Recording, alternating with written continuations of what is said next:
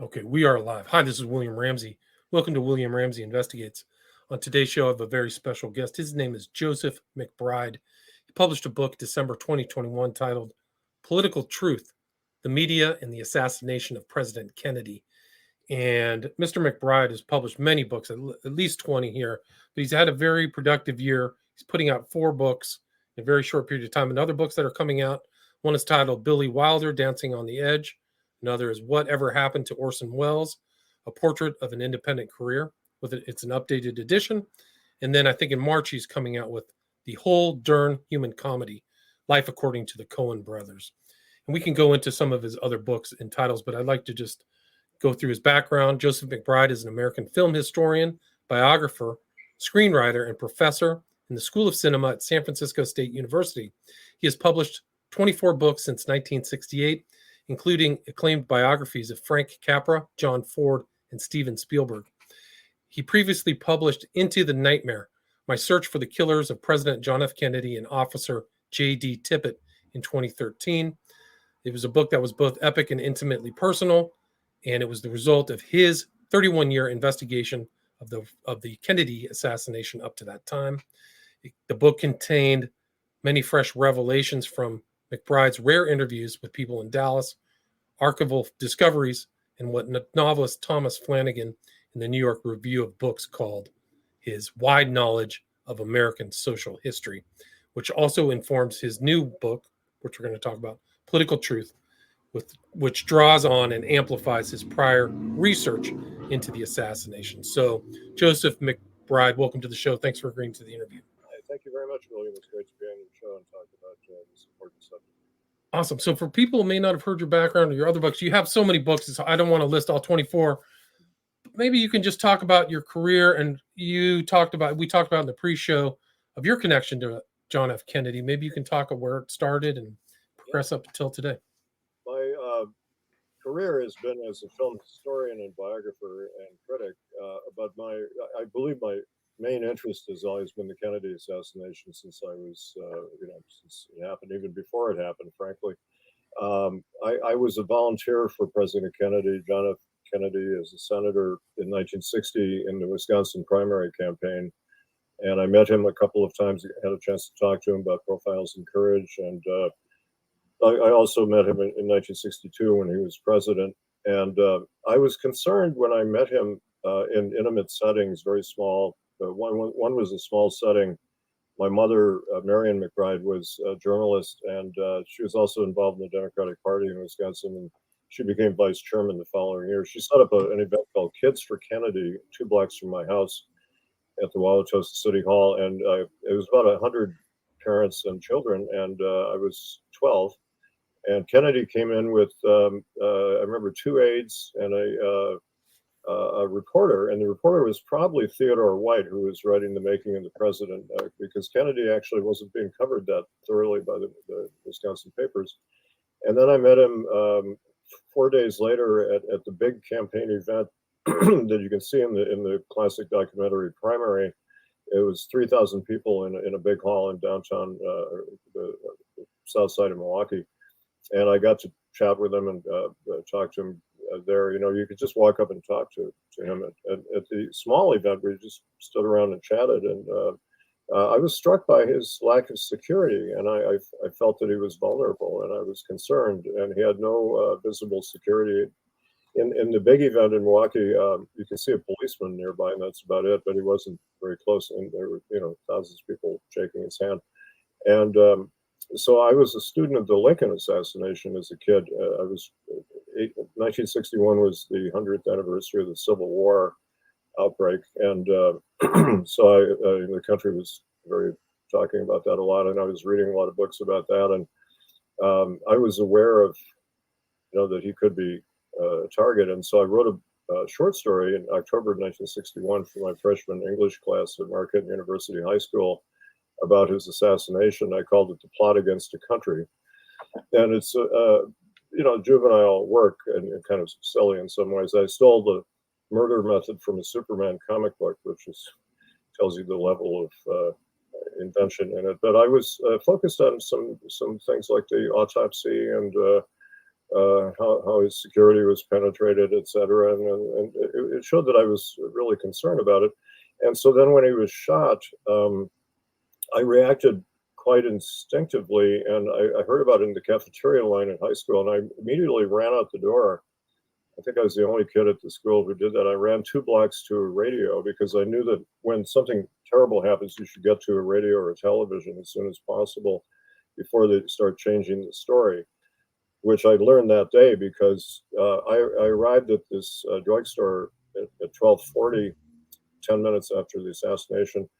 And for 20 minutes, the network radio reports were saying that the shots came from the front. They said it was either the railroad bridge or the hill in front of him, which we now call the grassy knoll. And then at 1 o'clock, they started saying all the shots came from behind from a building called the Texas School Book Depository. It's the first time we heard that. And they didn't correct the original report. They didn't say, well, we were wrong because of X, Y, and Z, or here's the information, here are the witnesses. They just flatly reversed the direction of the shots. And I think that triggered a red flag in my mind because I was already a journalist. I'd started publishing articles for pay in 1960, and my parents worked for the Milwaukee newspapers. And so I was very into journalism, and I my interest in journalism has always been very keen. I'm a media critic, and so that kind of alerted me to the role of the media in obfuscating the case. And as the day went along, I went home and I was watching the news, and I saw Oswald being dragged back and forth in the police station, and I saw him live when he said, "I'm just a patsy" at 7:55 p.m. and saw his midnight press conference, and I believed him when he said, I didn't shoot anybody, no, sir. And he asked for a lawyer. He didn't have a lawyer. And I was really, by the end of the day, I wasn't believing the official story that was coming out, that a lone nut with no apparent motive, or they were saying he was a communist sympathizer, and he'd been a defector in Russia. There was a suspicious amount of information coming out the first day, or we would now call it disinformation, a lot of it. The media were being flooded with reports, but we didn't know that behind the scenes, the authorities were a lot less certain of what happened. J. Edgar Hoover, the following morning, had a phone call with President Johnson, and he said, the evidence is not very, very strong. He said, at this point, there's not enough evidence to get a conviction. And if we had been told that on Friday or Saturday, we would have had a very different view of it. And for Into the Nightmare, I interviewed many people in Dallas, including District Attorney Henry Wade, who would have prosecuted the case. And he did prosecute the Jack Ruby case for killing Oswald. And I also interviewed Jim Lavelle, who was the lead detective in the Tippit case. And they both indicated to me that Captain Will Fritz, who was the head of homicide for the Dallas Police Department, told them on Friday that we don't have a case really for him killing Kennedy. So work up a case for him killing Officer Tippit. And it's peculiar when you look at, I found an FBI document that most people have not ever heard about that said that Oswald was not even arraigned for killing Kennedy. He was only arraigned for the shooting Tippit charge. He was charged with both murders, but when he was asked at the midnight press conference, he said, I haven't been charged with shooting the president. He said, in fact, the first time I heard about it was when the reporters in the hall asked me the question. And the press seemed angry at him for, they thought he was lying. And one reporter shouted out, you have been charged, you have been charged. And Lavelle told me he was telling the truth. He hadn't been charged yet. He hadn't been told he had been charged with murdering the policeman or the president. And he had the sense that they were talking about this with him. We don't know because they claimed they didn't record the interviews, but the interrogation. But anyway, by the end of the day, I wasn't believing the official story. And then, I call it a 4-day docudrama. Into the Nightmare, I have a chapter on the television coverage. The first day is the shooting, a big shock event, and then trial on television, trial by television, and then killing him, lynching him in the police station. And then the fourth day is the denouement, the wrapping it up with the grand funeral.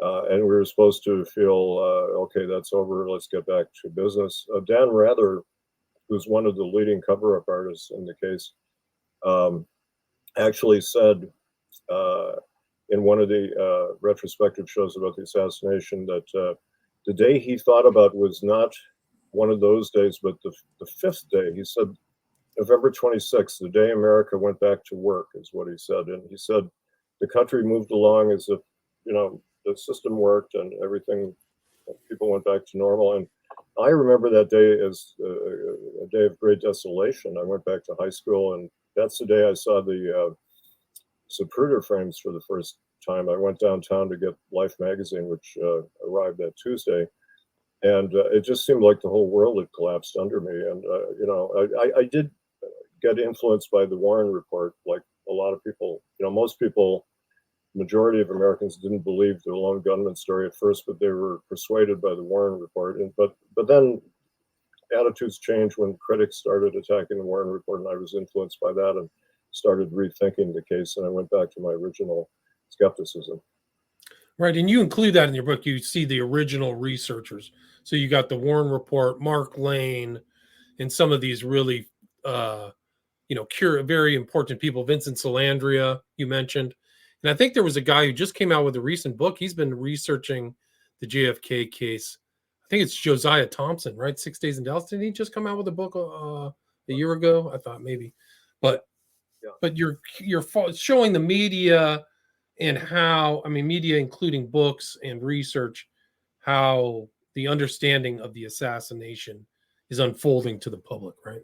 Yeah, 1966 was a key year when a lot of books started coming out. Mark Lane was the first person who wrote a serious piece, which came out in December '64, a long essay, about 10,000 words, in the National Guardian. But that was a rather obscure little left-wing tabloid out of New York, because he offered it to a lot of important magazines, such as the New Republic and The Nation and The Progressive, and they all turned it down.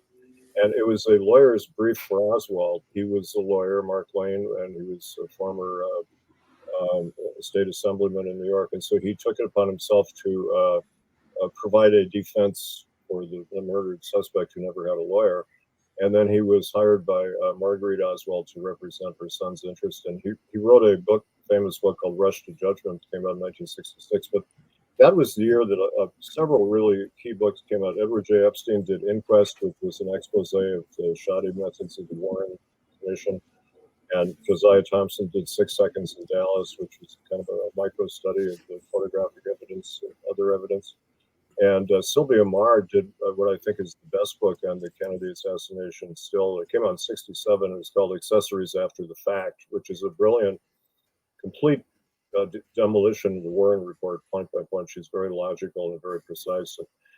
What happened, the Warren Commission published 26 volumes of supporting evidence, as we know, although the evidence did not actually support their case. That's kind of ironic. It came out in November. The report came out in September, and then they put out their evidence, which actually raised a lot of questions, contradictions of the report. And so Maher and other researchers started using their own evidence against the Warren Commission. And then people were doing independent research on the ground in Dallas. Lane was doing that. And Emile D'Antonio, an important documentary filmmaker, and Mark Lane made a film, Rush to Judgment, in 1967, interviewed a lot of the witnesses. And Ken Jones Jr. was a hero of mine, a mentor of mine. He was a small-town newspaperman in Midlothian, Texas, had his own newspaper, so he could publish whatever he wanted. And he was on the case. He said, I didn't realize it was a conspiracy until Sunday. He said, that's how naive I was when Oswald was killed. He started questioning the case, but he was there, and he turned up a lot of important leads in the case. And so I began paying attention to that. And there was even the mainstream media, which have been lying to us almost incessantly since the case happened.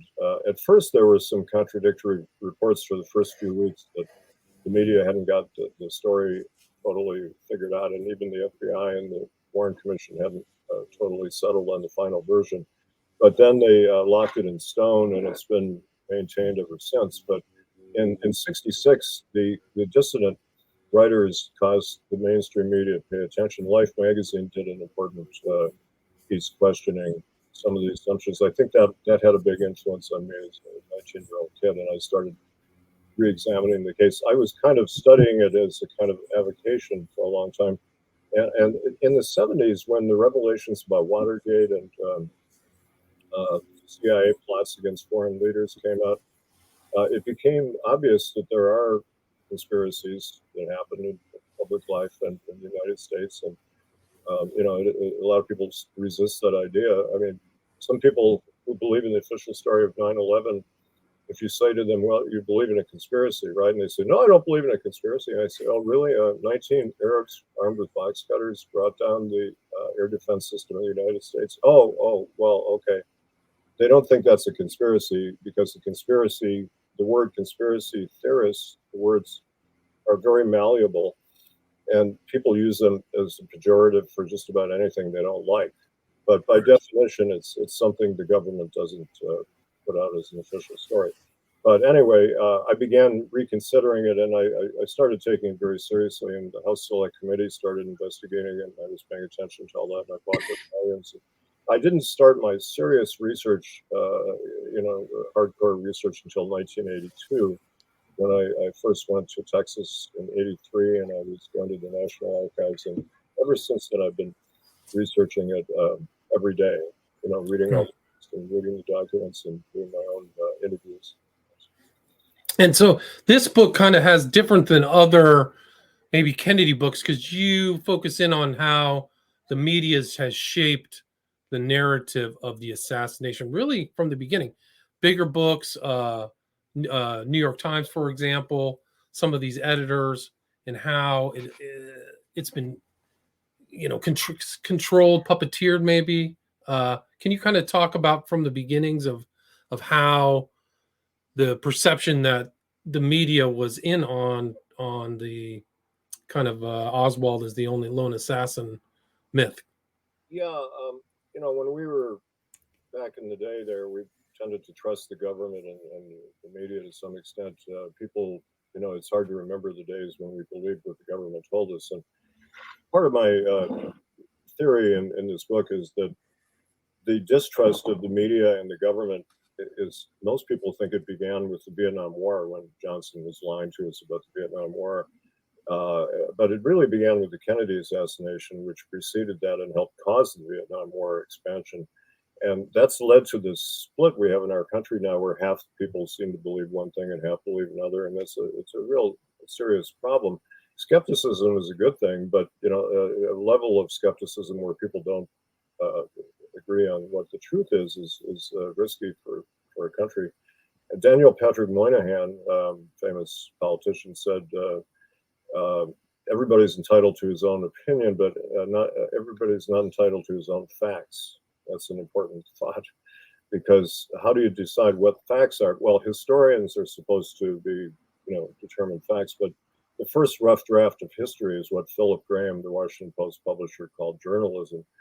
And that's a kind of a heroic way of putting it, that they're out there trying to find out what really happened. But in fact, the media relied too heavily on official sources, and they always have. And back then, the media were pretty much in bed with the government, even more than today.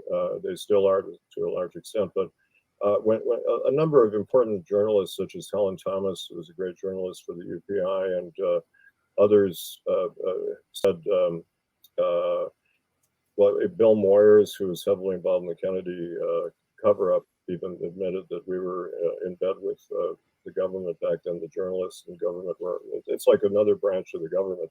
Right. It's perceived as separate, like a fourth estate, right? But in reality, especially during the Kennedy and the post-Kennedy assassination, lockstep with that story. Yeah, and you talk about Mockingbird. Bernstein wrote a famous article about all the assets, right? Cord Meyer was the CIA asset who managed them.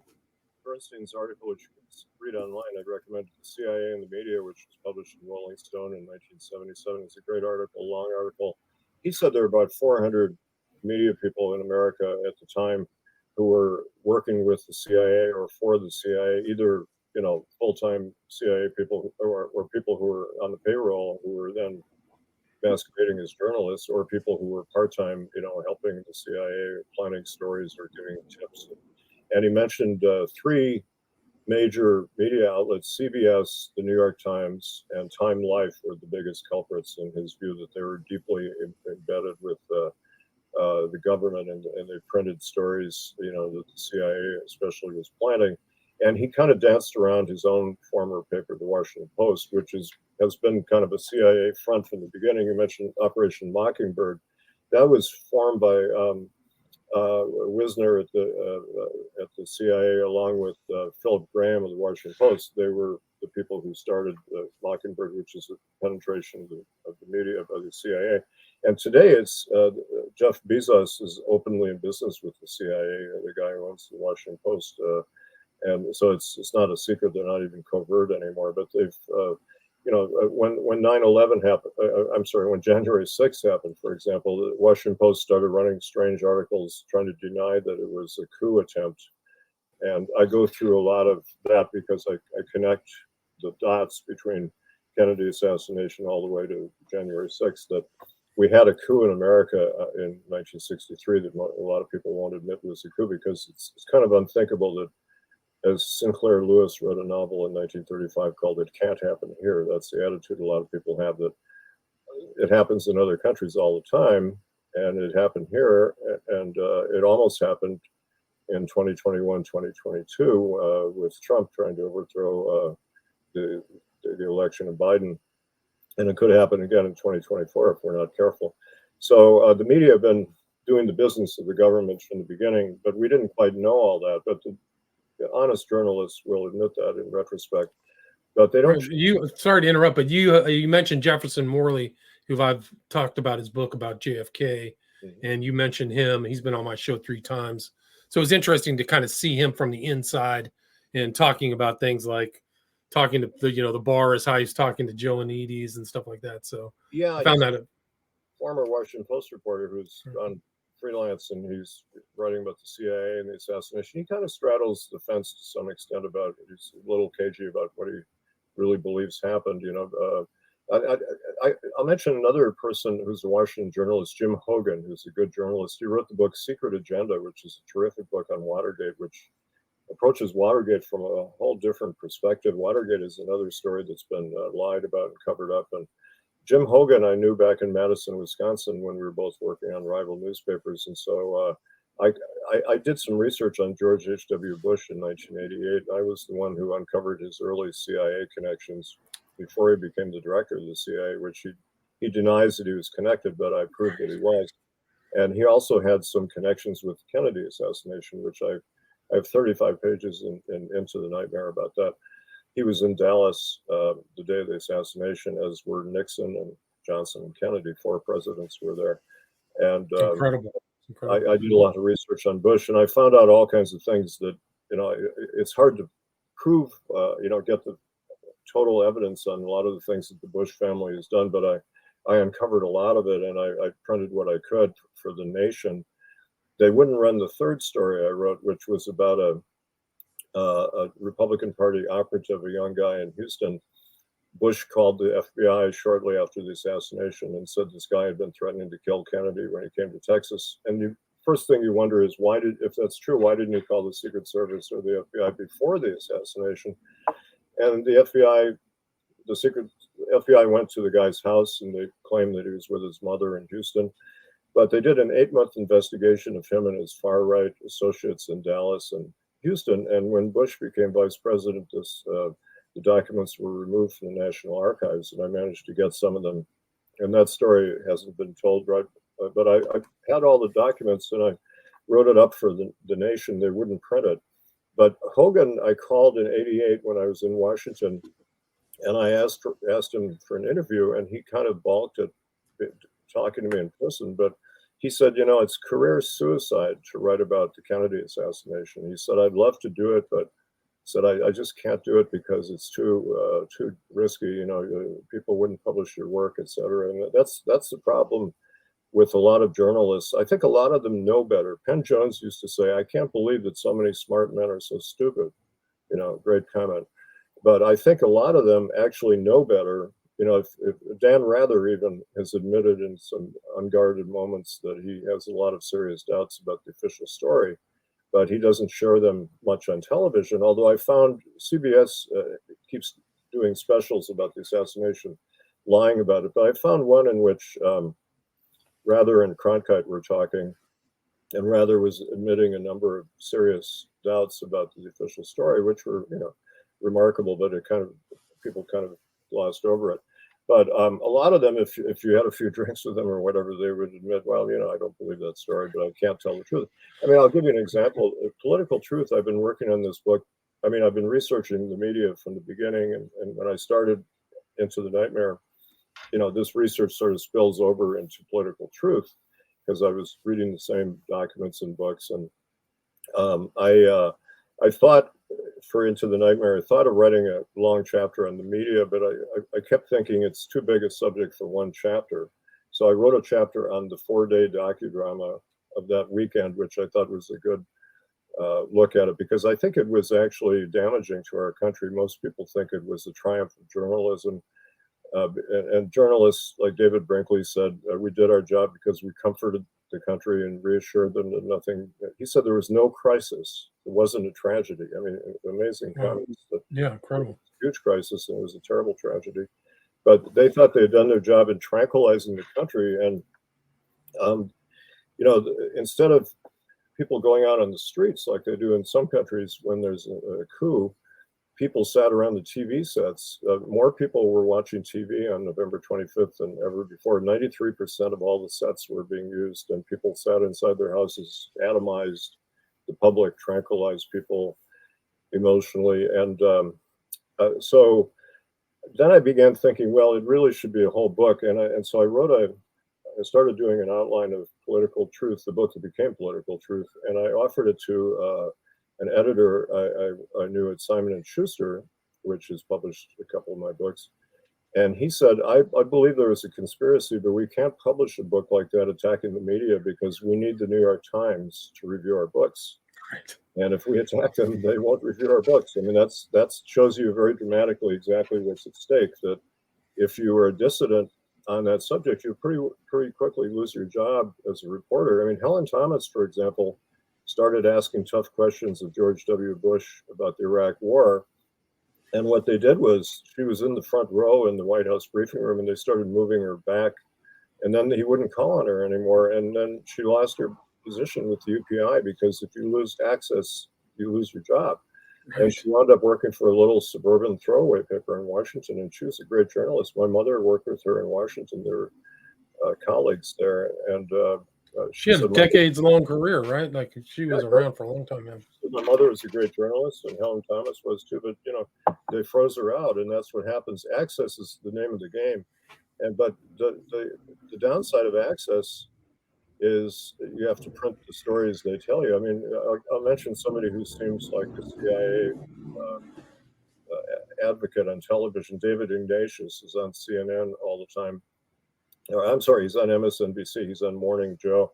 He's an interesting fellow. He's on the Washington Post, and he always talks very knowledgeably about what the CIA is thinking about subjects. And if you want to know what the CIA is thinking, tune in David Ignatius, because he's like a mouthpiece for them, which is of some interest. You have to discount it to some extent, but he doesn't make any bones about it. He doesn't say I'm working for them, but he might as well be. And that's how you get ahead in American journalism. And Malcolm X, I start the book with a quote from him, which is very eloquent. I just want to. Do you want to read it? Yeah, I'd like to read that, because I love Malcolm X, and I was extremely distraught when he was killed too. I remember that as another terrible moment for me and many people in our country. And you include that in the book. You include so many other things other than the Kennedy assassination that were manipulated by the media. Malcolm X is one, but so much during the 60s was like you didn't have the background story. You had some kind of cover cover story. Most of the big events, I'll go into this in a second after I read this, but most of the big events that have happened since 1960, the official stories don't hold up at all. They're kind of ludicrous. But what Malcolm X said in 1964, he said, the press is so powerful in its image-making role, it can make the criminal look like he's the victim and make the victim look like he's the criminal. This is the press, an irresponsible press. if you aren't careful, the newspapers will have you hating the people who are being oppressed and loving the people who are doing the oppressing. Those are the stakes. It applies to today for sure. It's so true today. You look at, Yeah. wow, I mean, he was talking truth, and I was impressed by that. But a lot of people thought he was some kind of dangerous radical. But he's a very deep thinker. But That's what made him dangerous, actually. yeah, that's why he was killed. And even today, his murder, the facts dribble out gradually. There's some books that deal with parts of it, but one of the alleged assassins recently was exonerated after all these years, and another one who was dead was exonerated. But the New York Times reported that, but they didn't report that the New York Police Department and the FBI were heavily involved in his killing too. And it's kind of there are lines you can't cross. Like 9/11 is one of the red lines, in American journalism, and the Kennedy assassination is another. But my argument, this political truth is kind of my history of the United States since 1960, in a sense, because I think we've been living in a complete world of lies since then.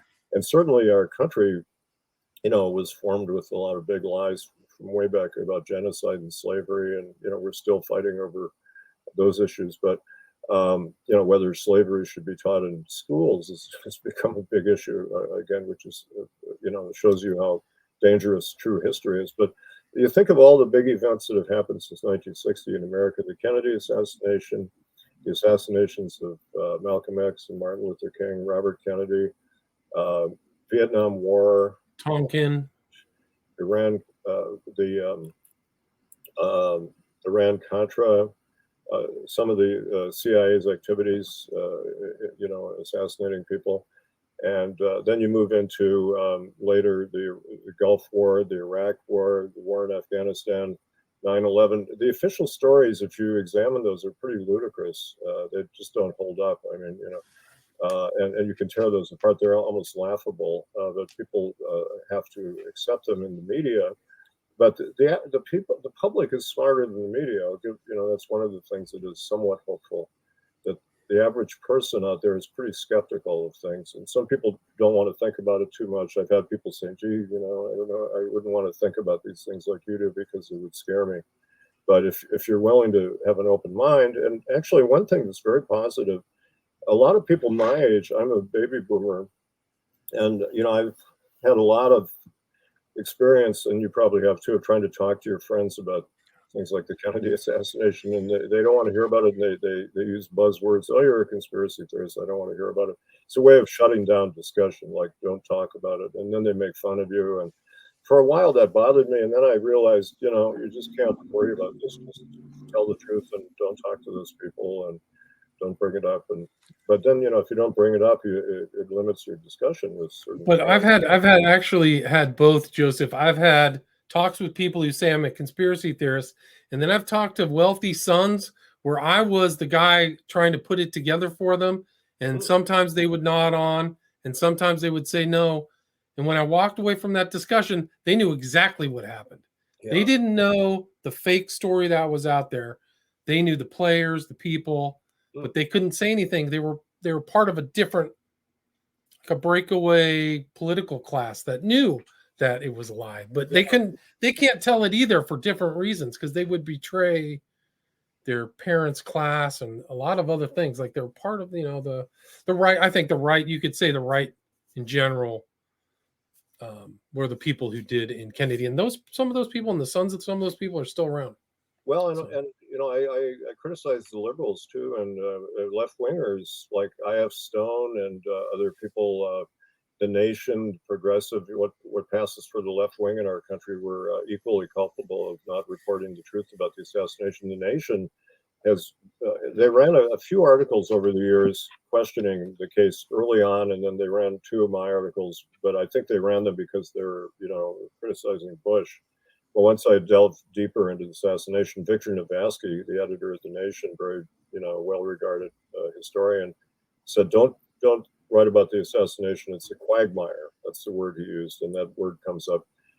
So the left is equally culpable, and liberals are afraid of their shadows, and right-wingers. But you talk about a generational thing, and I was going to say that people my age, or a lot of them are kind of hopeless on that subject. But when I talk to students, since I teach at San Francisco State, I teach a course often called Film and Society, which is basically a history class taught through film, because the students are kept ignorant of a lot of history. They don't get the history in high school or even college.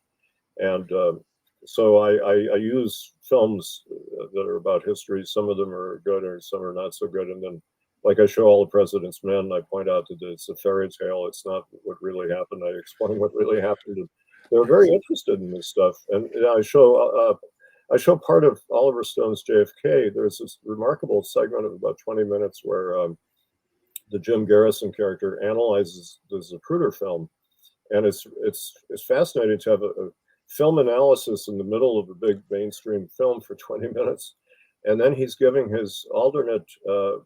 He said, "Let's just speculate for a minute about what really happened," and he labels it speculation. But what he does then, Stone shows the alternate version of what happened, and it's quite accurate. I'd say there are a few things that I disagree with in the film.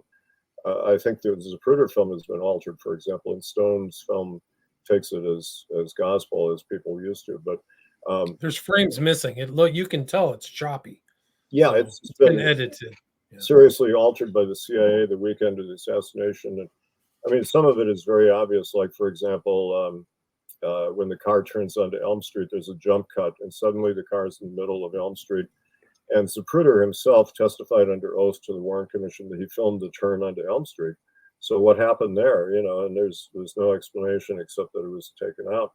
And they also removed evidence of the car coming to either a stop or a near stop.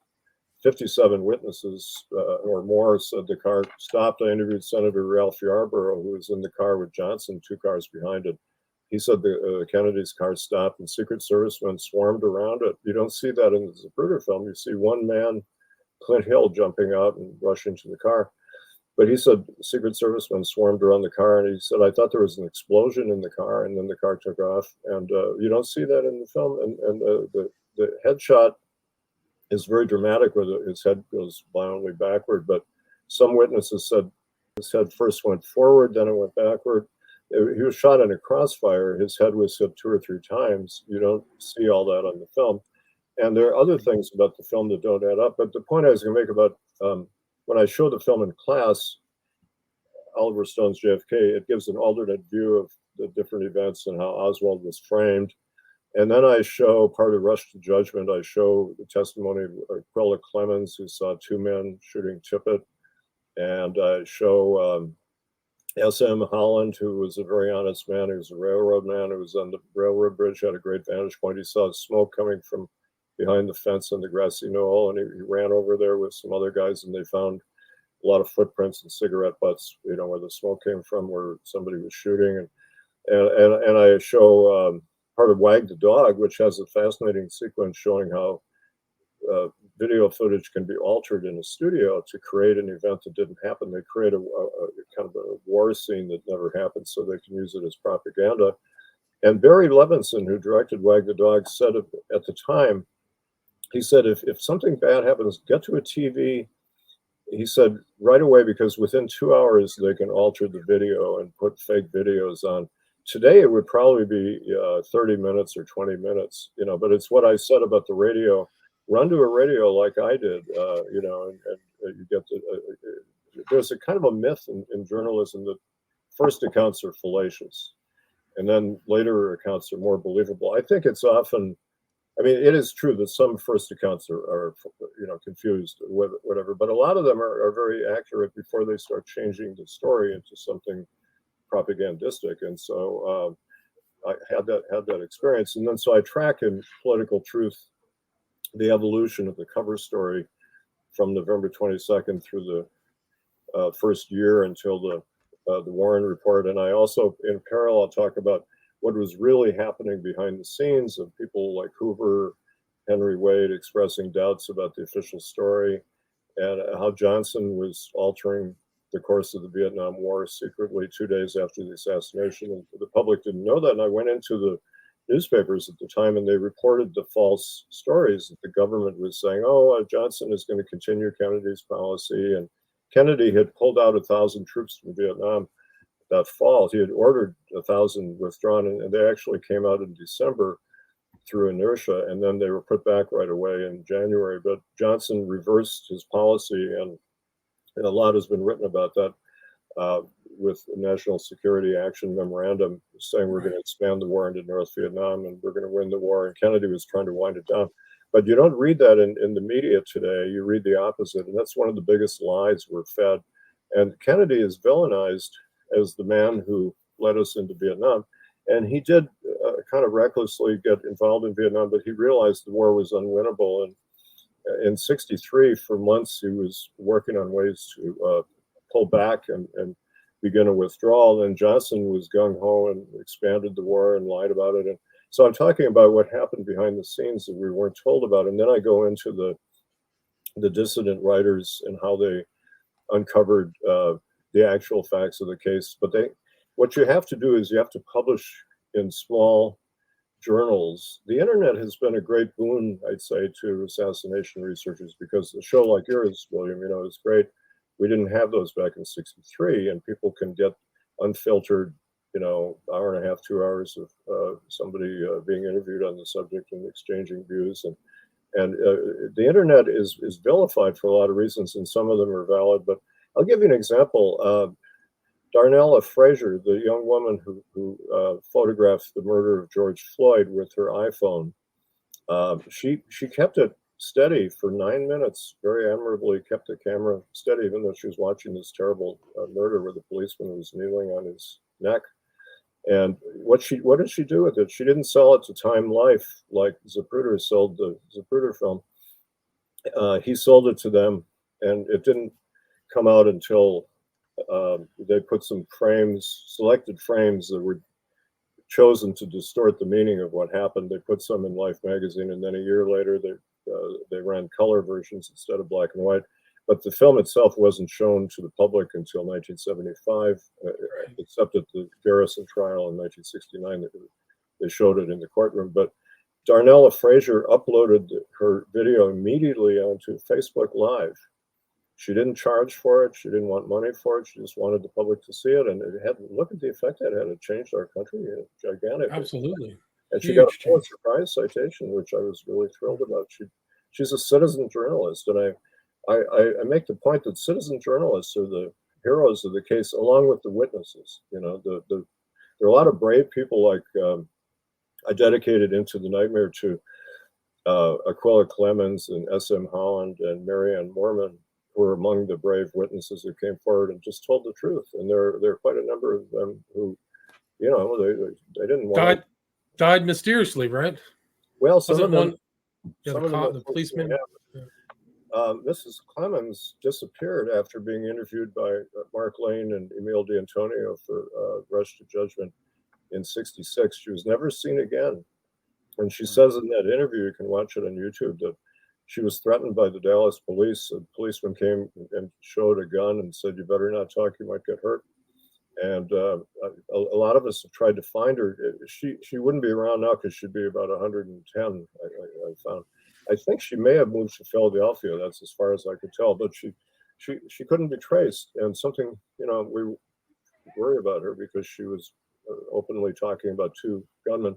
And D'Antonio said when he and Mark Lane went to Dallas to film Rush to Judgment, when they filmed in Dealey Plaza, it was all very relaxed. Nobody bothered them. But when they got to the scene of the Tippit killing and started interviewing witnesses, there was tremendous tension. He said all the tension was at the site of the Tippit killing. And the Tippit killing was ignored pretty much by the media and by the Warren Commission barely investigated it. It was very perfunctory. And the Dallas police basically dropped the case after 2 days when Oswald was killed. They just said, "Oh, okay, Oswald." It was crazy, cleaned up. It was done. He did it. Yeah. And it was, and you interviewed people very close to that death, right? Yeah. Even if, let's say he's an honest cop, any cop who's killed, they want to investigate it and find out who did it, but they didn't want to know actually what happened. Part of it was Tippit was involved in some unsavory activities. He was carrying on an extramarital affair, and Alan Dulles asked Chief Curry, was Tippit involved in narcotics? There was a rumor about that. Some people claimed he was friendly with Jack Ruby, but what I found out was that Tippit and William Menzel, who was the officer actually covering that area of Oak Cliff, Tippit was out of his district. They were both told to go into Oak Cliff shortly after the assassination, track down Lee Harvey Oswald, who was known to the Dallas police. And it isn't clear if they were supposed to kill him or capture him. And I tend to think it was to kill him because I think the plan was aborted, and then they were going to try to kill him in the theater, and that didn't work out. So they had to. Dwight McDonald said Oswald miraculously survived for 48 hours in the custody of the police, and then they killed him in the police station, surrounded by 60 policemen and a lot of press people on live TV. But Tippit and Menzel, see, this is proof of conspiracy because the official story is the Dallas police didn't know who Oswald was until they arrested him at 1:52. And then he had two different names on identification, so they didn't decide who he was until 2:10 when they got him downtown. But by 12:45, Tippit was racing around Oak Cliff trying to find Oswald, and he stopped a car, and then he ran into a record store, and he made a mysterious phone call, and he was frantically looking for Oswald. And Menzel went to I got this from Tippit's father. Nobody had interviewed Tippit's father, who was a very good source. He was an elderly man, but very sharp. He said that soon after his son was killed, Mrs. Tippit, Marie Tippit, the widow, told him that an officer came to her and explained what happened. And it was Menzel, although Mr. Tippit didn't remember the name, but I figured it out from the activities of Menzel. And he told Mrs. Tippit that the two of us were looking for Oswald. I got into an auto accident. I didn't make it, and JD got there and he got killed. And I believe JD Tippit ran into a police ambush, and that's a whole other story. But Menzel was involved in a traffic accident about 2 blocks away, about 2 minutes around the time Tippit was shot. And the official story is he was told to go to the scene of an accident, and he cleared the accident in 4 minutes, which is impossible. If you go to an accident, you don't write it up in 4 minutes. I think he had the accident, is my thought. And then he said he felt terrible that he didn't get there, and JD got there and got killed. And I think Tippit was lured into a trap. He may have been involved in various ways with the assassination, or it may have been just an attempt to lure all kinds of police cars into Oak Cliff and drain them from downtown, where they should have been investigating the assassination. But also they swarmed around the theater, huge number of policemen, to get Oswald, the scapegoat. And that would be enough reason to get rid of a policeman, an expendable policeman. It's a terrible story. Right. I mean, but it's an important to the side story, right? Because they wanted to clean up all the loose ends, make sure Oswald, they were trying to get rid of him. And that, to me, when he was brought out and Ruby was there, it was almost like leading a guy down to the abattoir, like they were leading him out like he was going to get killed, is my sense. Yeah, you can see Captain Fritz, the head of homicide, walking carefully several steps ahead of him so he's not in the line of fire. And then Lavelle is handcuffed to him, and he does look shocked that Oswald was shot.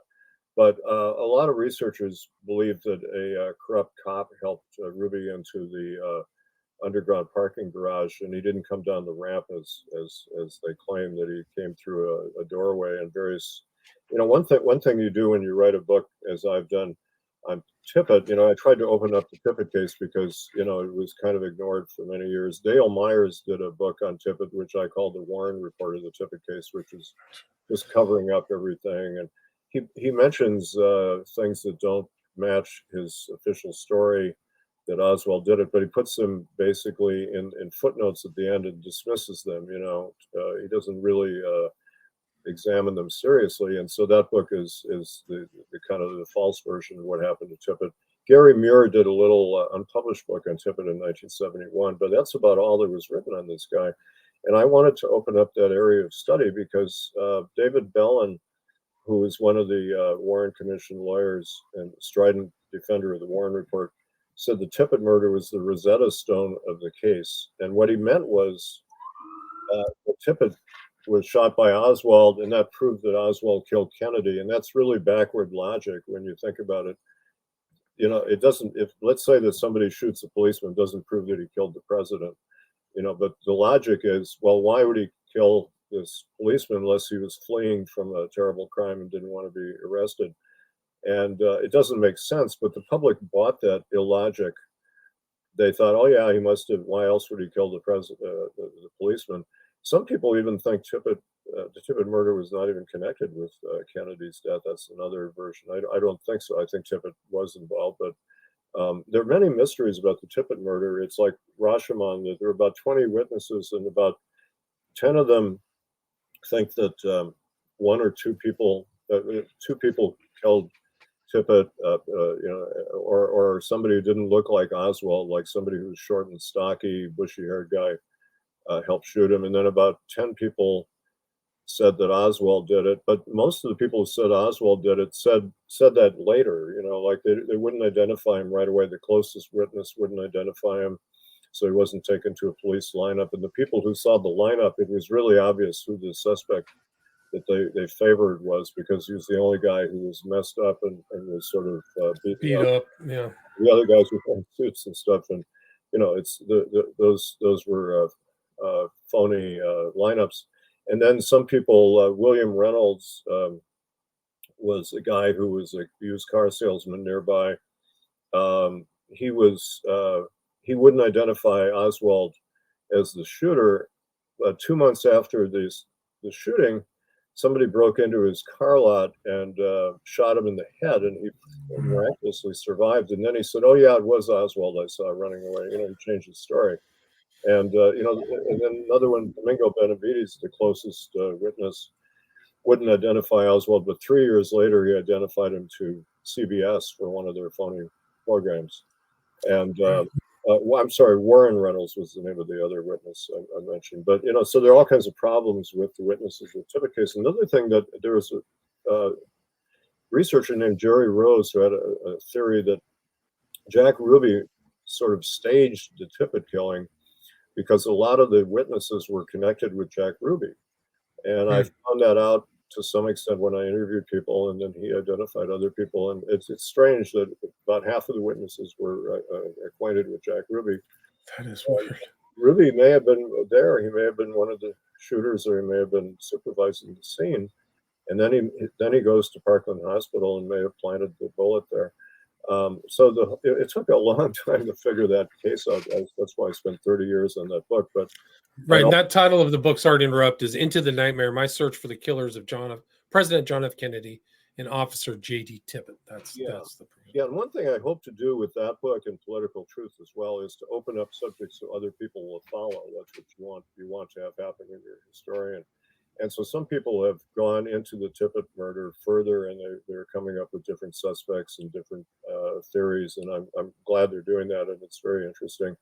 And Political Truth just came out, but I'm really trying to raise attention to the lies of the media and how what an outrage it is that we've been fed this propaganda by the Washington Post and the New York Times in particular. Those are the two outlets I study the most, but I study many other magazines, newspapers, television stations, documentaries, even so-called fictional books, right? Don DeLillo. Yeah, I found that interesting.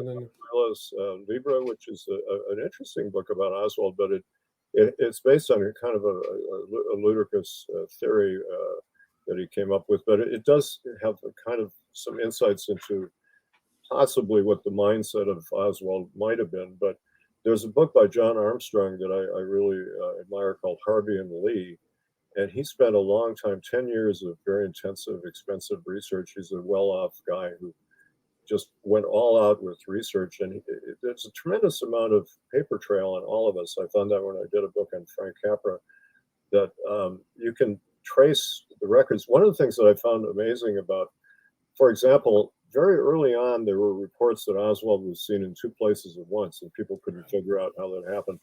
And Richard Popkin wrote a book in 1966 called The Two Oswalds. He was a philosophy professor, and he theorized that maybe there were two people impersonating. One was impersonating Oswald, and it was a setup, And this happens in spycraft actually quite a lot, where people share an identity to confuse people or give plausible denial. because they can say, well, this guy didn't do it because he was in a different city or whatever. But Armstrong, I was always agnostic about that. I was agnostic on a few things like the alteration of the Zapruder film. I didn't totally believe that until Douglas Horne proved it in his books on the Assassination Records Review Board. He wrote 5 volumes, self-published, really excellent books. And also the autopsy was altered Kennedy's body. David Lifton proved that to me in Best Evidence. And I came up with some further evidence of that.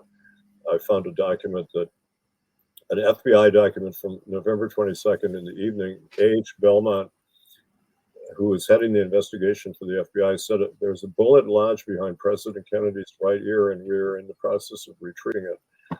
And that alone destroys the Warren report, because there is no bullet lodged behind President Kennedy's ear in the Warren report. And the autopsy doctors said they couldn't find a bullet. They were confused, but Horne and Lifton proved there was a pre-autopsy where they altered the body, and Horne actually found witnesses to that they created a huge wound. Everybody in Dallas, the doctors and nurses, said the blowout was to the back of Kennedy's head, a big wound the size of a grapefruit. And the photographs of the autopsy and the Zapruder film show a huge wound, the top of his head and the right side, much bigger than the witnesses in Dallas said. And they also show an expanded wound in the throat, where doctors in Dallas said very clearly that he was shot once in the throat. And an entrance wound is very small, but an exit wound is big. But they sliced up his throat at this autopsy to remove. And you can see in the Zapruder film, he's grabbing his neck before he was shot the headshot. Yeah, he was shot from the front, and they didn't want you to know that, so they claimed it came behind and went out his throat. And that's how they account for this large rip in his throat. But they altered the wounds, and they took out bullets and fragments. It just, the whole thing, it was a massive conspiracy. I don't even think it's a conspiracy. There's so many moving parts and so many people were involved. They may not have had a choice. So it just was so many things over time too, Yeah, one thing, and people have certain buzzwords you read in the media, and I go into all this in Political Truth.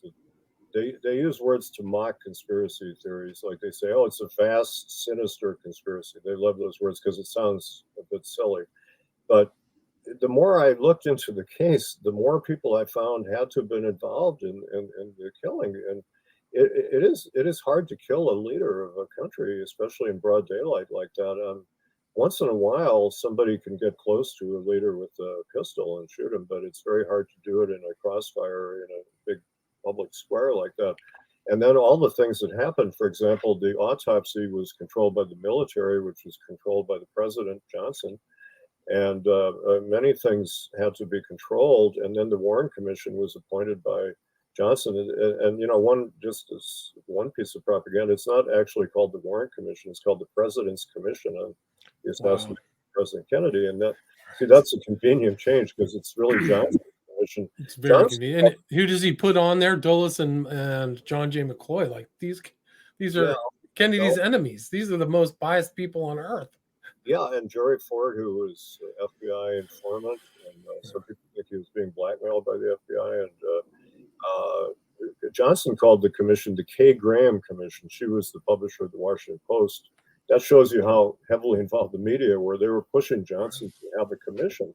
He didn't want to have a commission. He wanted to have his buddies in Texas investigate the case, and he was persuaded by Joseph Alsop of the Post that would be a disastrous idea, because people would smell a rat if Texas investigated the case. So he said, let's get this group of august citizens. And Dean Acheson and William Bundy and other people were involved in coming up with this idea for a commission. So the whole apparatus of the establishment got involved. And so I was kind of an agnostic on some of these issues until people proved to me that yes, the body was altered, the film was altered. So all these things happened. That evidence was altered. You can't take any of the evidence at face value, which is good for a historian, a good discipline for a historian, because you can't just say, oh yeah, somebody said something, or you have to prove it. You have to get witnesses, you have to get documentation, and if there's not support for something, I either leave it out or I call it speculation. That's the only way to do it. But the Kennedy, I mean, I think your title of your book is apt because the battle for the truth of Kennedy was fought in a medium of media, right? So all these people are saying yes, no, yes, no. Even though the Warren Report or the President's Commission, as you say, it was the books. People tried to get those books and read through it. They were very there was groups of people feverishly looking through those books. So you can see these different mediums of media where the battle for the truth really continues to this day. The government's still hiding documents they were supposed to release, I think. History is malleable, and I quoted Errol Morris, the filmmaker, who says, what happens when history is destroyed? A lot of history is lost. A lot of history in the Kennedy case, evidence has been destroyed or altered. Most of the evidence has been altered. A lot of the documents have been kept from the public or destroyed or altered. And, that's part of the problem. But political truth is a phrase I took from Edward J. Epstein's book, Inquest, which is an interesting book in that he really shows through interviews and documents how the Warren Commission was shoddy and false in their investigation. And it opened people's eyes, and they thought Epstein was an intrepid researcher. He was a young college student. But he later turned out to be heavily CIA connected. He wrote implicating Oswald, et cetera. And so it looks like in retrospect, he may have been a plant to some extent. But what he says in the book, he sort of justifies the Warren Commission verdict by saying, well, it was a form of political truth. It was what the system needed, basically. It's a subtle, he doesn't quite come out and hit you over the head with that, but he uses that phrase, and he said it's a form of political truth because it was a political decision to blame it on one guy and not to say it was a coup d'etat. And some people say it was a benign cover-up today because Johnson was trying to prevent a nuclear war, that people were saying Oswald was sent by the Russians or the Cubans to kill Kennedy, which wasn't true. But there was Peter Dale Scott, who's a very good historian, has a theory there was what he calls phase one and phase two. Phase one was a setup to blame the Cubans and the Russians so that there would be an invasion of Cuba. The Joint Chiefs of Staff, and I trace some of this seditious background, the Joint Chiefs of Staff were furious at Kennedy after the Cuban Missile Crisis, which people thought was a triumph for Kennedy, but they thought it was a terrible sellout, like the Munich appeasement, because they wanted to invade Cuba, but it would have... Right, Operation Northwoods, right? Yeah, and then there was Operation Northwoods. It was another phony attempt to set up a provocation so we could invade Cuba. Kind of like blowing up the Maine was a false event, or the Gulf of Tonkin. That happens a lot in war, and we're seeing some of that today. But, in other words, they thought that Kennedy was, he failed to invade Cuba, and, it's one of the... Right, and they were very strident right-wingers. I mean, was it Curtis LeMay? These guys were, they were parodied in Dr. Strangelove, but they really were, they might have had like a psychological problem. Like they were really strange people too. Yeah, LeMay, I used to write for Irish American Magazine. I was their film critic. I reviewed the film about I'm blanking on the title, about 7 Days in May? 13 Days.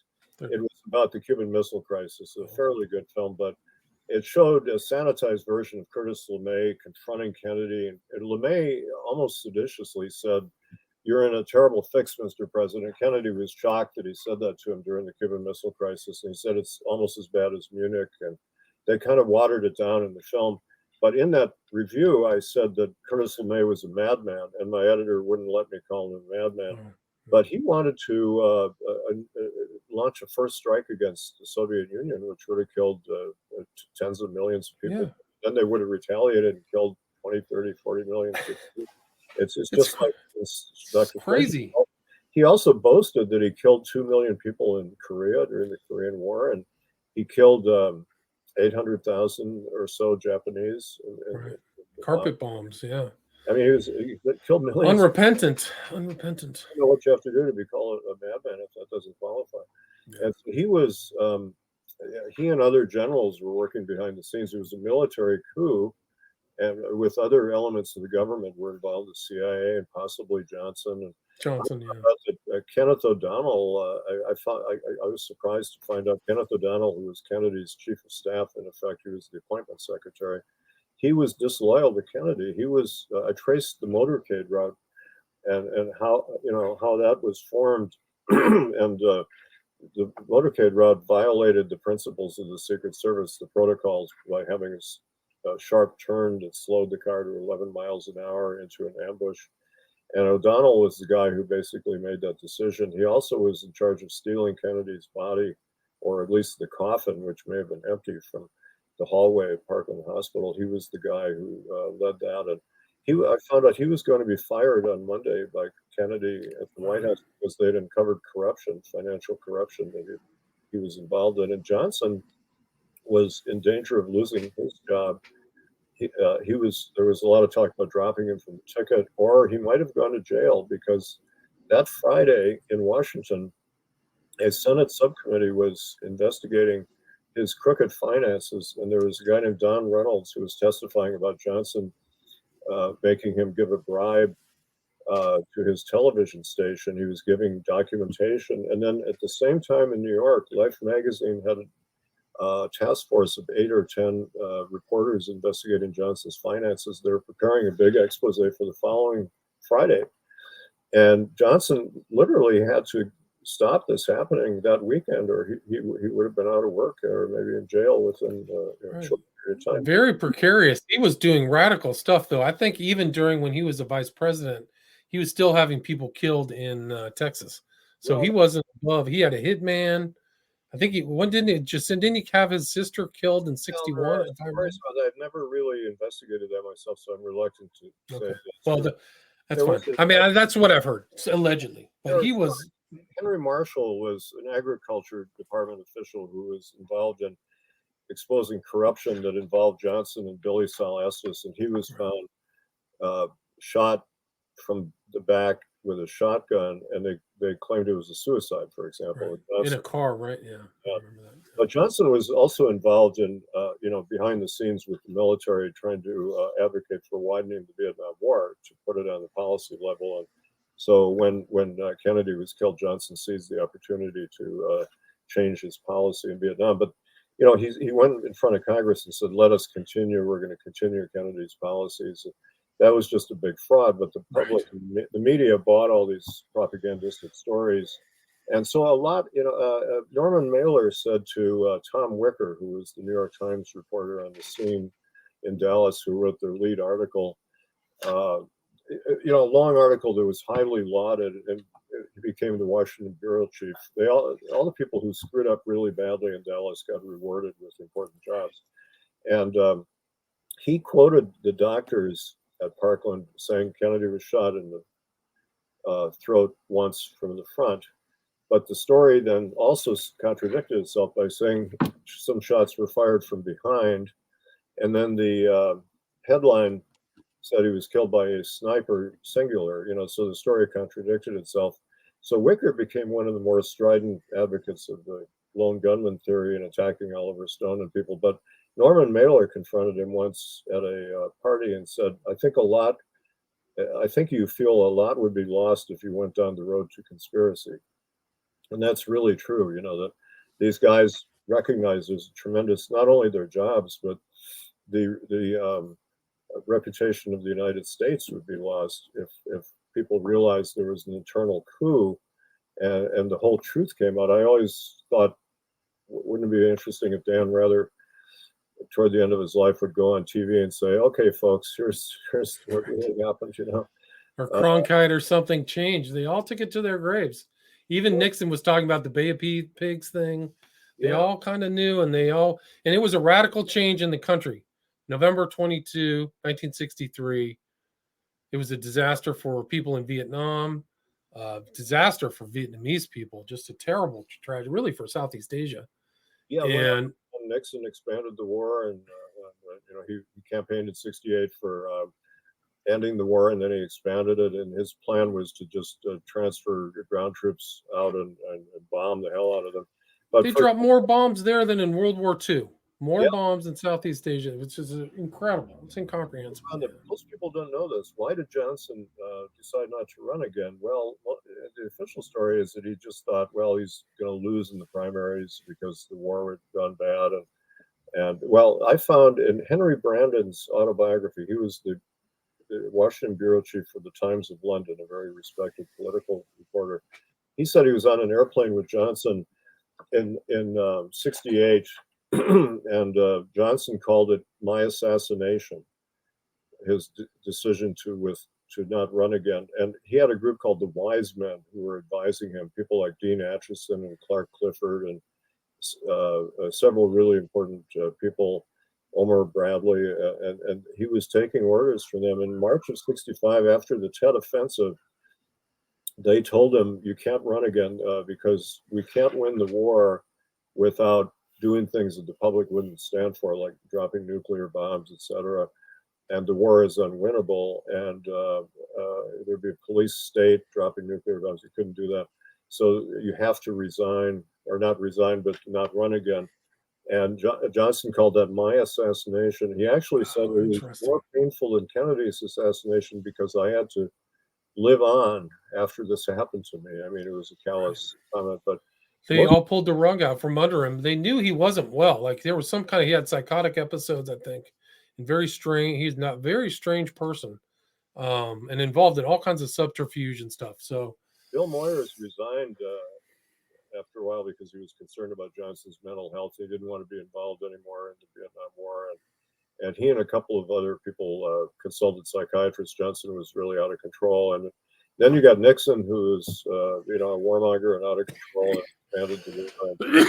So Kennedy, it was the '60s was absolutely crazy. It was really led to the other assassinations, and then Watergate happened, and all kinds of it's been terrible ever since '63, and then we have the almost climax in 2022 where people are attacking the U.S. Capitol, and then the Republican National Committee says that this is legitimate political discourse.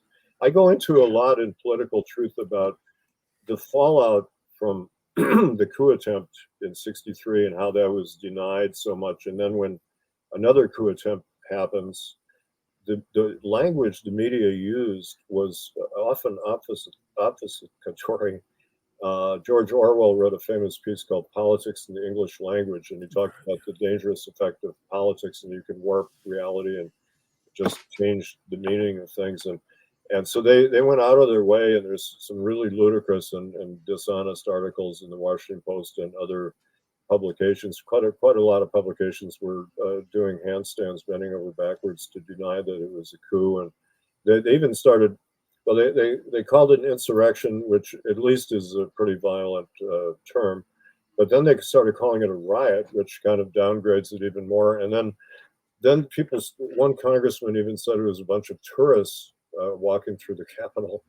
And I kind of thought, what's next? Are they going to call it like a tailgate party that got out of hand? And there was such denial in the media. Gore Vidal called us the United States of amnesia. We don't want to face a lot of facts about ourselves, and that's what I examine throughout Political Truth, is that this terrible coup in broad daylight in front of 400 people, the president's brains were blown out on a public street and nobody was punished. It changed my life because when I was a kid, I mentioned I worked for Kennedy and I wanted to be a politician, and I was a journalist, and I lost my interest in being a politician. I became a writer instead. It turned me into a writer, and I lost all my faith in the government and our political system. And a lot of people probably feel the same way, and had this profound effect on all of us. But when we live with lies, it is a poisonous atmosphere. Mark Lane said in 2013 that the honor of France was redeemed when they admitted that Dreyfus was innocent, and the Dreyfus case was a very important case. Dreyfus affair, J'accuse. He was falsely accused. He was a Jewish officer, and he was falsely accused of treason. Then they admitted that it was all false and a lie, and they pardoned him and restored his title. And the honor of France was restored, but the honor of the United States will not be restored until we admit that Lee Harvey Oswald was not guilty of killing the president. But will that ever happen? I doubt it in our lifetimes, to borrow a phrase from Earl Warren. It would be great, but don't hold your breath, unfortunately, because the media control it. They could do a reversal. I noticed occasionally there's an honest reporter somewhere, like in the Washington Post. There's a reporter, and I'm trying to remember his name right now. He's been writing honest stories about the Robert Kennedy assassination, and the Washington Post has been lying about that story, because Sirhan did not shoot Robert Kennedy. Right. He was a patsy in the sense that he shot other people. He fired toward Robert Kennedy. He was never close enough to Robert Kennedy. The kill shot was like 6 inches from the back of Robert Kennedy's head. Well, it was actually an inch or two from behind, according to the autopsy by Thomas Noguchi. He was shot from point blank range, and it's a powder burn. You can tell a contact shot almost. The contact shot is when you press the gun against somebody's skin, but it was an inch or two from the back of his head behind his right ear, fired from a low angle. And Sirhan was always firing from a straight angle, and he was 3 or 4 feet in front of Kennedy, and he was not shooting in that direction. And there was a security guard, Thane Eugene Caesar was his name, who was in that position behind Robert Kennedy, and he's probably the shooter. But this reporter in the Washington Post has been writing actually honest stories about that, which kind of amazed me. I'm trying to find the name here. Well, it is weird. You wouldn't expect it in the Washington Post. Yeah, I interviewed Lisa Peace. I think it's A Lie Too Big to Fail was the name of her book. Yeah, she goes into that. A good book on that subject, and this fellow who's been doing. I'm sorry, I'm blanking on his name, but you can look it up on the internet. He's done several stories. So they allow this guy to write stories. Okay, maybe Robert Kennedy's death is not considered as big a threat to the system as JFK's death. But generally, most of the media lie about it. And then when Sirhan got his pardon recommendation from the parole board, the governor, under pressure from the Kennedy family, some members of the Kennedy family, not all of them, wanted Sirhan kept in prison, so he kept him in prison. And most of the media just say RFK's assassin is kept in prison, And Right. Kamala Harris was Attorney General of California when they tried to reopen the case, because there's a lot of evidence that's come out, and people like Paul Schrade, who was one of the people who was shot, wanted the case reopened, and she wouldn't do it for political expediency. So that is still a controversial case, but the Post, there's a little crack in the system there where they allow an honest story to be written about it. It's very unusual indeed. Joseph, we are at about an hour, 17 minutes. How would you like to wrap this up? Would you like to add anything I missed? We've had covered a lot of the bases on the book. We covered a lot of bases. Very thorough. Thank you. I think that, a couple of things I would say. One is that book publishing is more honest than newspapers and magazines in our country. You have more freedom. And one reason I go into this in my book, not only are dissident books published by small publishers, and they have been since the 60s, they don't get a lot of, attention, and if they get reviewed, they get mocked by the New York Times and other outlets, but you can get them out. Trine Day is a publisher that publishes a lot of assassination books, but you can also do self-published books like I've been doing. Political Truth is self-published, as is Into the Nightmare. And I've done a couple of other self-published books. What I do is I publish through major publishers. Columbia University Press published the Billy Wilder book, and University Press of Kentucky did my Wells book, and Simon & Schuster did my book on Frank Capra, my book on Spielberg, and Random House did my book on screenwriting called Writing in Pictures. So I go back and forth between major publishers and self-publishing. But if it's a book like Into the Nightmare, Political Truth, you know that no publisher is going to touch it, no mainstream publisher. And the only advantage of a mainstream publisher is you get reviewed, basically, and you get some publicity push. But, authors today have to publicize their own books anyway. The companies don't put a lot of money into publishing, to promoting books, unless it's Stephen King or somebody like that. So you don't get reviewed very much, and so the sales are less. But that's the way it is in our country. But you can get the book published. So we still have a certain amount of freedom of the press. And I think it's a great system. What made that revolution happen? I self-published my first book in 1968. It was called Persistence of Vision. It was a collection of film criticism, and I couldn't get it in bookstores. I went around to bookstores and nobody would pick it up, and it kind of died. But a few years ago, it became feasible to do electronic publishing. You can hire a designer and get a book set and make it look. It should look really professional, have a good cover and good inside, and get it edited. I hire a copy editor, etc., and so you make it as polished as possible, and you can do that. And then you can. Amazon made it possible to self-publish books a few years ago. They will list your book for a small fee. They take 15%, which I think is fair. It's their cut. And so somebody buys it. So everybody in the world can buy the book from Amazon. I know people knock Amazon for other reasons, but they do democratize the publication of books. And books are available. Into the Nightmare and Political Truth, I get people buying it from all over the world, which is wonderful. And they sell steadily. And what you do is you get a fulfillment house, and I'm recommending this to people. There are companies that will print your book on demand, and just press a button and book comes out 10 minutes later, and it looks really good, and the cover is great, and then they will ship it. They get their money from Amazon. They pass along, the portion that Amazon doesn't take the slice of, and then you make a deal with the fulfillment house, for how much they get and how much you get, and it's a fair deal for authors. And you set the price on Amazon so they can't change the price, and then you get the book available, and that's how I get these unusual books published that are provocative. And I like it because you have complete freedom. Nobody changed a word of Into the Nightmare of Political Truth. I didn't have to compromise at all. And you notice even Peter Dale Scott, who's a great historian, published a book with University of California Press, which is a good academic publisher. I've published with them.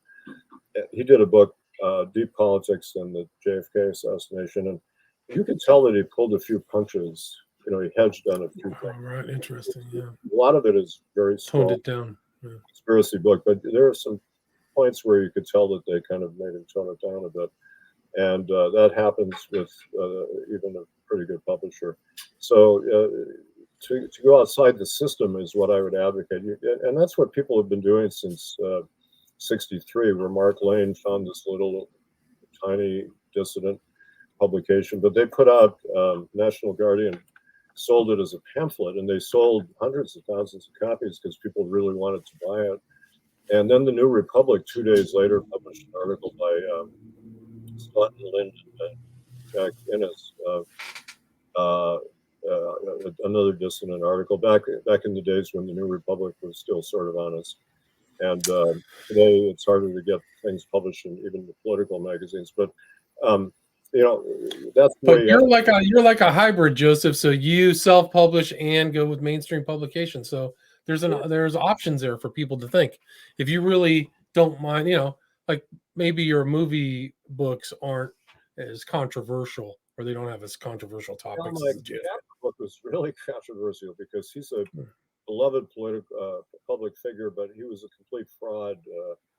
Politically, he was not what he pretended to be, and he lied. His book, his autobiography, is just a pack of lies. And so I spent 7.5 years exposing his myth, and I had 4 years of legal battle to get that book out. This is an example of how hard it can be. I had to move the book from Random House to Simon & Schuster to get it published because Janine Basinger, who was Capra's archivist at Wesleyan University, and Robert Gottlieb, my editor at Knopf, who's a famous editor, tried to block the book from being published. They put up all kinds of legal barriers, and then they were also maybe trying to gut the book. There was some idea that they might publish it with revelations, remove the Capra was an informer in the blacklist period. So it took 4 years of my life, and I wrote a whole book called Frankly, Unmasking Frank Capra, 600-page book about the struggle I had to get that book published. And it's a disturbing saga about how hard it is to tell the truth about a major cultural figure in America. And that's the struggle that authors face. And so if you try to do a book on Kennedy with Simon Schuster or Random House, you'd have the same problems. It'd be a nightmare. So it's very pleasant in a way to have it self-published, where you can just be the boss and be in control, and people who want to read it will buy it. And people like you, the way you reach the public is wonderful. Podcasts are a great medium. Blogs, forums. That's the way you get the word around. It's kind of a separate channel of communication. You have. Yeah.